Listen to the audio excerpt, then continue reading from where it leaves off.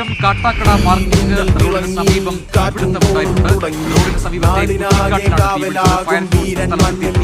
അടയ്ക്കാനുള്ള ശ്രമം നടത്തുകയാണ്. മേഘന മുരളി വിവരങ്ങളുമായി. മേഘന, തീപിടുത്തത്തിന്റെ ഇപ്പോഴത്തെ സ്ഥിതി എന്താണ്? എപ്പോഴാണ് തീപിടുത്തം ഉണ്ടായത്? അതിന് പിന്നിൽ എന്താണ്? അത്തരം വിവരങ്ങളൊക്കെ ഇപ്പോൾ പുറത്തു വരുന്നുണ്ടോ? നിയന്ത്രണ വിധേയമല്ല. കാട്ടാക്കട മാർക്കറ്റ് റോഡിനും അതുപോലെ തന്നെ സിവിൽ സ്റ്റേഷന് തൊട്ടടുത്തുള്ള മെയിൻ റോഡിനടുത്തുള്ള കുറ്റിക്കാട്ടിലാണ് ഇപ്പോൾ തീപിടുത്തം ഉണ്ടായിരിക്കുന്നത്. ഇപ്പോഴും ആളിക്കത്തുന്നുള്ളതാണ് പ്രദേശത്ത് നിന്ന് പ്രാഥമികമായി അറിയുന്ന വിവരങ്ങൾ. വിവിധയിടങ്ങളിൽ നെടുമങ്ങാട് നടക്കമുള്ള 6 യൂണിറ്റുകളാണ് അടയ്ക്കാനുള്ള ശ്രമങ്ങൾ തുടരുകയും അതിന് തുടങ്ങിയ വീടുകൾക്കാണ് തീ പിടിക്കുന്നതാണ് അറിയുന്നത്.